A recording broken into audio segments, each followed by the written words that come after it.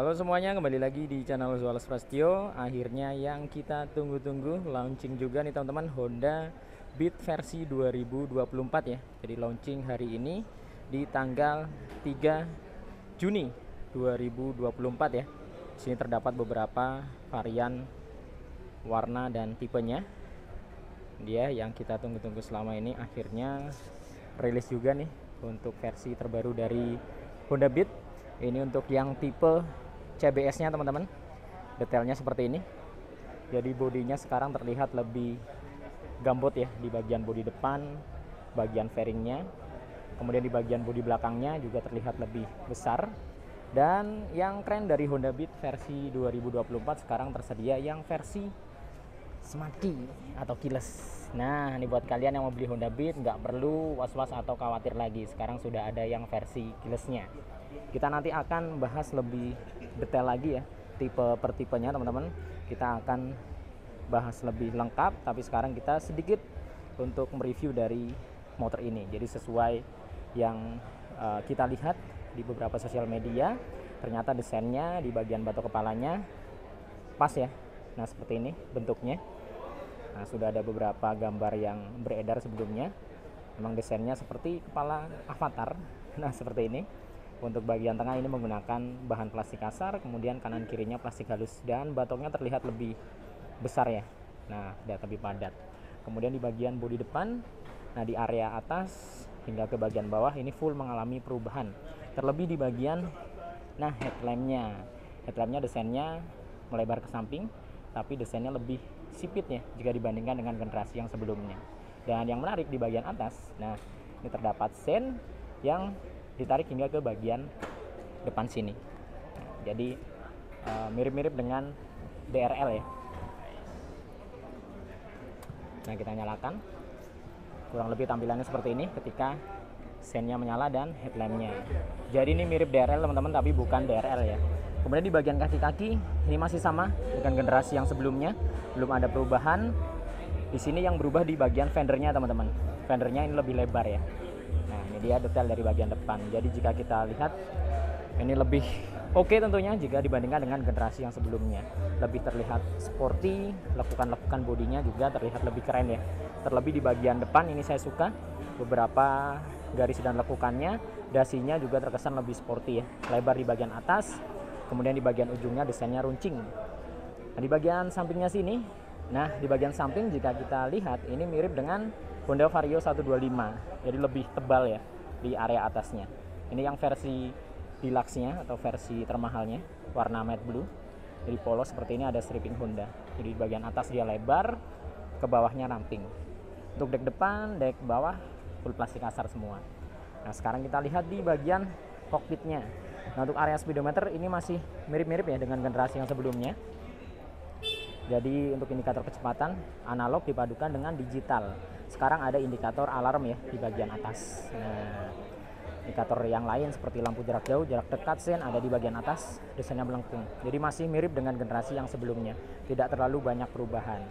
Untuk bagian frame luarnya ini plastik halus, ada logo Honda 3D di bagian tengahnya sini. Untuk tombol-tombol sama dengan generasi yang sebelumnya, ada lampu jarak jauh, jarak dekat, ada klakson, sen, kemudian ada ISS dan starter ya.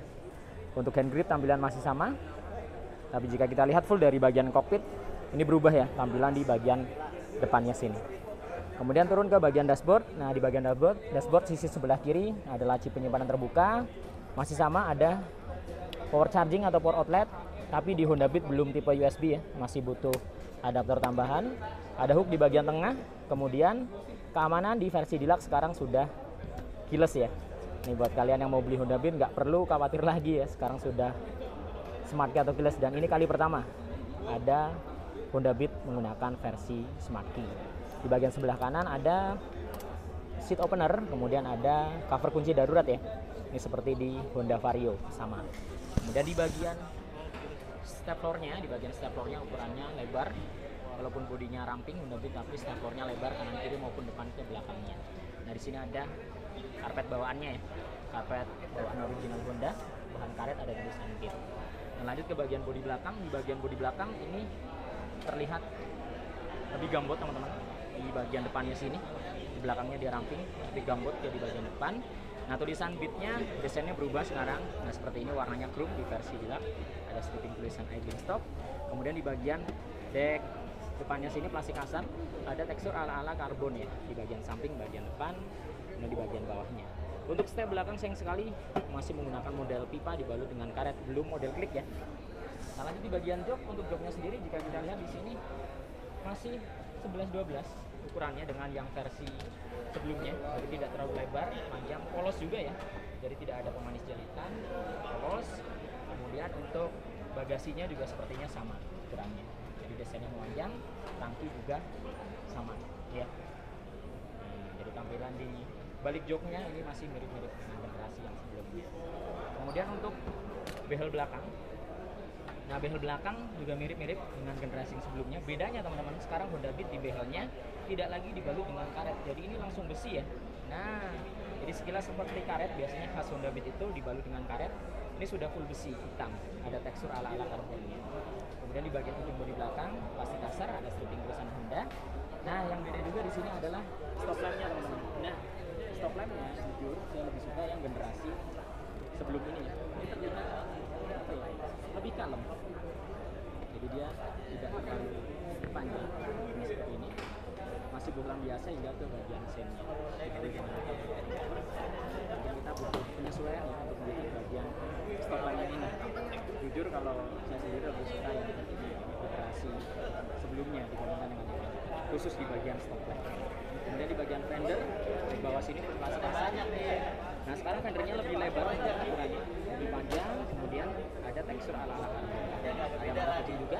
Untuk lampu penerangan plat nomor, nah kali ini di versi 2024 tidak lagi nongol keluar, tapi dia mengandalkan cahaya dari atas, jadi ada colokan dari atas. Kemudian untuk suspensi belakangnya single shock, posisinya berada di sisi sebelah kiri. Untuk tampilan, nah di bagian CVT-nya sekarang berbeda tampilannya, dan sudah tidak ada kickstarter karena ini yang versi keyless ya. Versi keyless sudah tidak ada fitur kickstarter. Jadi tampilannya seperti ini. Depannya cover plastik, belakangnya besi, ada tulisan Honda, full hitam. Kemudian di bagian cover filter udaranya masih mirip-mirip dengan generasi sebelumnya. Ini kebetulan sudah terpasang aksesoris ya, garnish. Untuk rangkanya tentunya masih menggunakan rangka yang sama dengan generasi yang sebelumnya, yaitu rangka ISOP. Nah, rangka ISOP ini lebih ringan, lebih lincah motornya, dan lebih mudah dikendalikan ya jika dibandingkan dengan rangka tubulan. Kemudian untuk bagian pengereman belakang masih tromol. Ban belakang menggunakan ukuran 90/90 mm.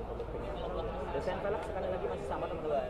Dan warnanya di versi deluxe atau versi terkenalnya ini belum berwarna. Dia menggunakan warna hitam. Tidak ada warna yang spesial untuk warna velg ya di Honda Beat. Kemudian tampilan daripada bumper kipasnya sedikit berubah di sini. Untuk knalpot masih sama saya lihat dengan generasi yang sebelumnya. Jadi desainnya, ukurannya juga sama, full hitam.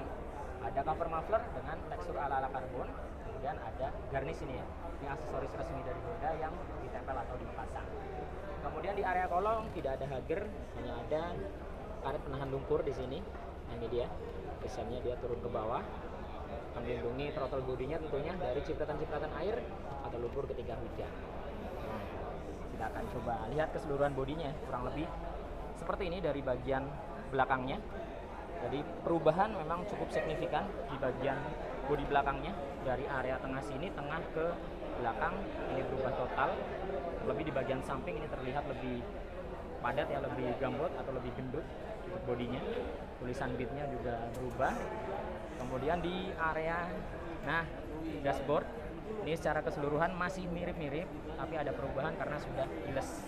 Nah, di bagian area sini berubah dia. Terlebih di bagian kokpitnya walaupun speedometer secara umum masih mirip paduan analog dengan digital, tapi secara keseluruhan desainnya berubah nih ya. Desainnya lebih terkesan robotik dan sporty menurut saya. Nah, kemudian kita akan lihat detailnya dari bagian depan. Ini dia teman-teman, detailnya dari bagian depannya. Jadi batoknya lebih besar ya, batoknya lebih besar, lebih sporty. Di bagian area sini terlihat lebih tebal. Kemudian bodi depannya, nah keren ya. Jadi jika kita lihat di bagian sini, nah yang mirip dengan DRL, ini mirip dengan Honda CBR ya. Nah, jadi ada headlamp dan ada garis tarikan lampu di sini. Mirip CBR ya, di bagian moncongnya sini. Kemudian keseluruhan dari bagian sampingnya kurang lebih seperti ini.